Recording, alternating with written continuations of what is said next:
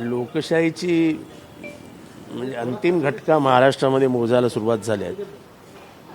सरळ सरळ म्हणजे पोलिंग बूथच्या केंद्रामध्ये बॅनर्स लावलेत आणि पत्रकारांना तिथल्या आरोनी, त्यांचं वृषाली पाटील नाव आहे, त्यांनी सांगितलं आम्ही परमिशन दिली आहे. हे संविधानाने सांगितले की 100 मीटरच्या आत काहीच असता कामा नाही.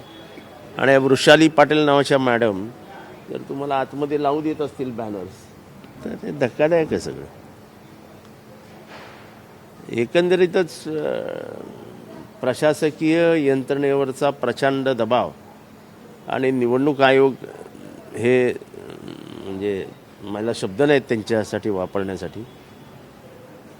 पण असं जर असेल तर ह्याच्या पुढच्या निवडणुका या सत्ताधाऱ्यांनीच घ्याव्यात आणि सत्ताधाऱ्यांनीच निवडणूक यंत्रणा लाभवाव्यात. म्हणजे मग जेणेकरून निवडणुकीचा आपल्याला खर्च पण आयोगाचा खर्च वगैरे काय करावा लागणार नाही. अनेक ठिकाणी ईव्हीएम मशीन बंद पडलेले आहेत. ईव्हीएम मशीनला करंट लागतो, ईव्हीएम मशीन बंद आहेत, लोकांच्या रांगा आहेत, ईव्हीएम मशीन स्लो सुरू आहे, दीड तास. मी तुम्हाला तेच सांगतो ना की निवडणूक आयोग हे मस्करी झाली आहे. निवडणूक आयोगाने या देशाच्या राजकारणाचं डॉक्टर बाबासाहेब आंबेडकरांच्या लोकशाहीचं वाटोळं करून टाकलं. 12:30 वाजेपर्यंत फक्त जिल्ह्यामध्ये 19%च मतदान झालं आहे. कुठेतरी मतदारांची टक्केवारी वाढण्यात अपयशी पडत आहे का? हळूहळू टक्केवारी पण वाढणार नाही, टक्केवारी पण होणार नाही, लोक मतदानालाच येणार नाहीत. कारण का जिवंत लोकशाहीचं जी काही लक्षणं असतात ती दिसतच नाही आहेत. दादागिरी, पैशांचं खुलेआम वाटप, अधिकाऱ्यांचं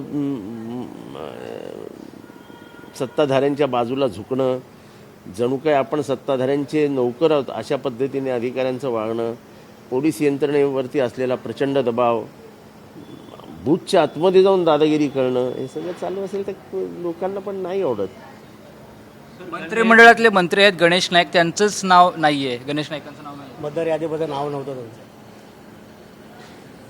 एकनाथ शिंदेंना विचारत सर, नोटा संदर्भात याचिका दाखल केलेली होती, मात्र कोर्टाने सांगितलं की तुम्ही त्या ठिकाणावरचे मतदार नाही, त्यामुळे ती फेटाळली कोर्टाने. नाही, मला माहीत नाही. याच वृषाली पाटील यांच्या विरोधात अगोदर देखील कारवाई. मी स्वतः या वृषाली पाटीलांविरुद्ध सांगितलं होतं की या वाटेल ते करतात, वाटेल तशा वागतात, काहीही निर्णय देतात.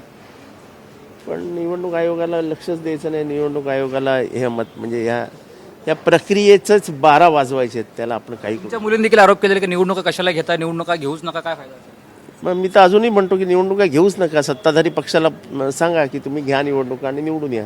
उद्याचं काय चित्र असेल आणि मुंबईमध्ये? मला काय फार आशा म्हणजे फार काय आशा नाहीत मला. ओके.